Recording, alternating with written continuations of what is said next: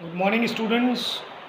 Myself, Professor Sanjay Chabda, Faculty of Law and Governance, Jyoti Vidyapit, Women's University. Student, this is about second session on Unit 1 of Principles of Banking for BBA LLB fourth semester students. In last session, we discussed about evolution of banking and types of banks. Now in this session we will discuss about commercial bank. Commercial banking plays very important role, so we must know what is commercial banking. A commercial bank is a type of bank that provides services such as accepting deposits from the public and making loans to the public and offering basic investment products.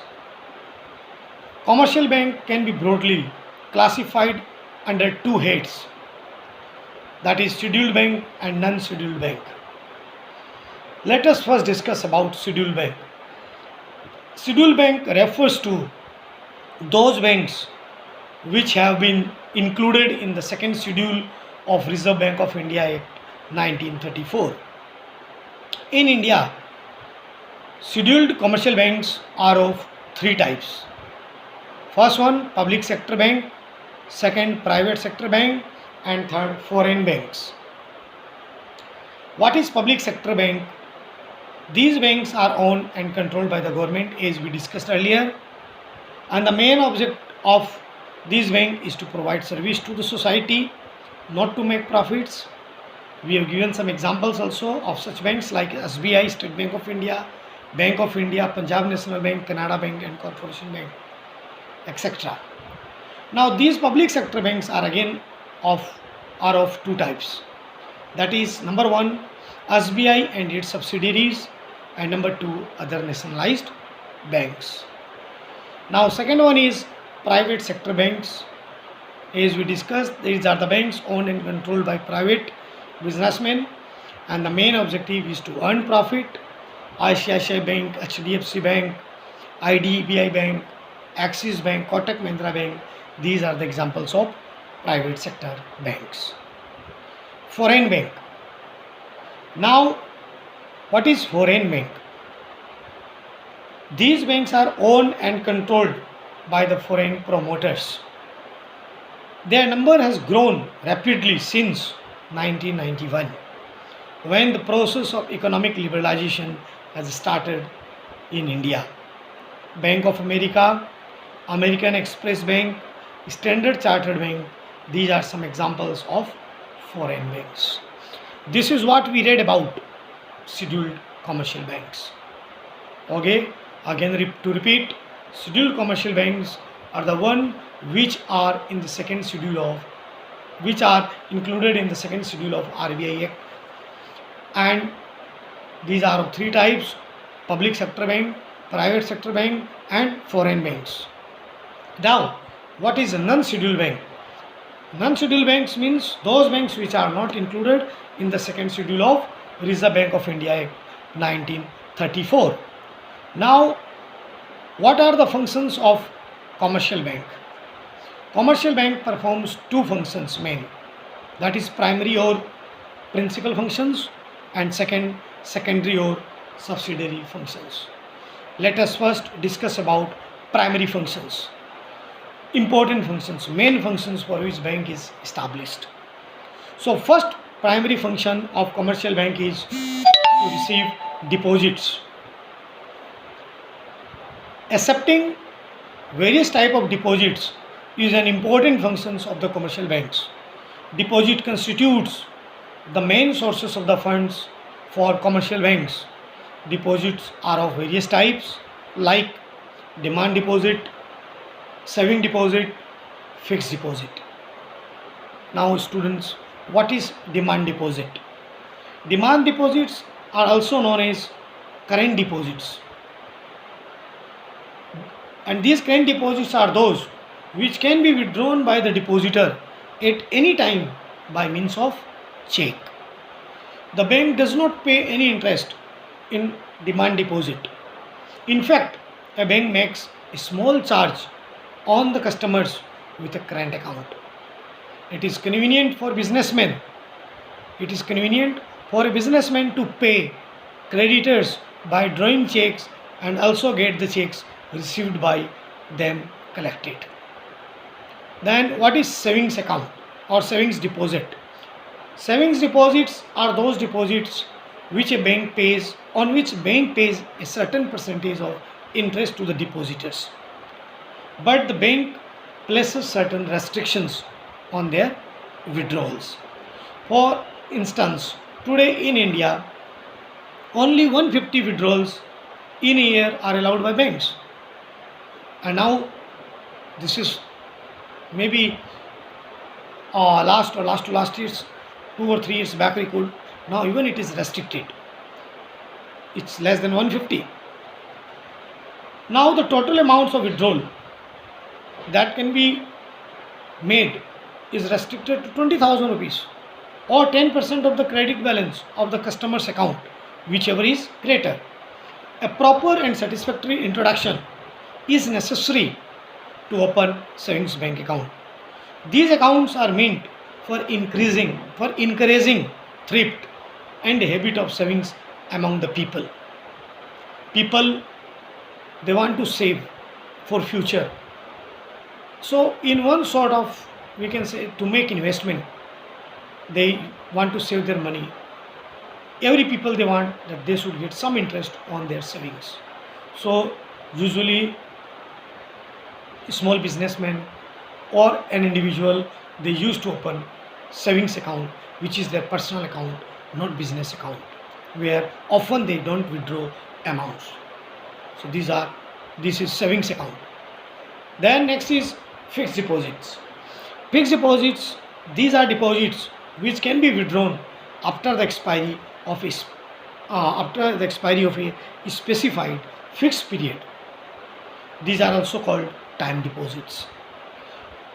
The rate of interest is higher than that allowed on saving deposits because it is for a fixed period of time, usually maybe 3 years, 1 year, 3 years, 5 years, like that. The fixed deposits are withdrawn by surrendering the fixed deposit receipts obtained from the bank at the time of depositing the money or at the time of maturity of that deposit. This is first primary function of commercial bank, that is to accept deposit in the form of current account, savings account and fixed deposit. In current account, interest is negligible, zero. In saving account, little interest is there and the rate of interest is higher in fixed deposit. Clear? Then second objective of bank is lending of funds. Now bank has accepted deposits from the public. What bank will do with that deposit? Simply bank will not keep that money with bank only. They will play with this money in the form of lending of money. That is why we used to say that commercial bank is known as creator of credit. Now the bank lends money. That is second function of commercial bank is lending of funds. So the bank lends fund by means of loans, overdraft, cash credits and discounting of bills. So like number one, we will discuss all these four in brief. Loan. Loan is financial accommodation under which bank grants an advance on a separate account called loan account. Interest is charged on the entire amount of loan sanctioned. Loans are given to all types of persons against the personal security of the borrower or against the personal movable or immovable properties. Then number two, overdraft. What is overdraft? An overdraft is a financial accommodation under which a current account holder is permitted to withdraw his account up to an agreed limit. Interest is charged on the exact amount withdrawn by the customer. It is granted against the security of the borrower. It is advantage to the borrower because interest is charged only on the amount actually overdrawn by him. That is overdraft. There is a limit which they used to make an agreement with the bank that suppose if I opened an account and I have an agreement that I can have an overdraft facility up to rupees 1 lakh. So at any time, in spite of my deposits in the bank, I can withdraw an amount exceeding up to 1 lakh. On that 1 lakh amount or whatever amount exceeded in that overdraft, on that bank will charge interest. Then number C, case credit. Case credit is financial accommodation under which an advance is granted on a separate account called case credit account up to a specified limit. Interest is charged on the amount made use of by the borrower. It is granted against the security of goods or personal security of one or more persons other than the borrower. Traders prefers case credit to direct loans as they need not pay interest on the entire amount. And number 4 in lending of money or lending of advances is discounting of bills. Discounting of bills is a financial agreement under which a customer holding a bill of exchange can get the loan equivalent to the value of the bill less discount. The discount represents interest on the money lent for the unexpired period of the bill. On maturity, the banker collects the proceeds of the bill from its acceptor. Clear? That is discounting of bill, which we read in practical accounting also, that a customer can discount the bill before maturity from the bank and bank will charge some amount, and on maturity they will collect full amount from the acceptor. Then third primary objective of commercial bank is investment of funds on securities. Investment of funds of securities is one of the important functions of commercial banks. They invest a considerable amount of their funds in government and industrial securities to generate income. These are the primary functions, that is to accept deposit, to lend loans and to make investment. Now what are secondary or subsidiary functions? The secondary or subsidiary functions of commercial bank can be divided in two classes, that is agency service and general utility services. In agency service, we can say that agency services are those services which are rendered by bank as an agent of their customer. They are say like collection of check, drafts issued on behalf of customer, payment of bills of exchange, life insurance premium on behalf of the customer, purchase and sale of securities on behalf of the customers, acting as a trustee, executors, administrators and attorney, acting as correspondents of other banks and financial institutions. Banks also issue credit cards to their customers. Then what are general utility services? In general utility services are not only to the customers but also to the general public as well. That is accepting valuable and securities for safe custody,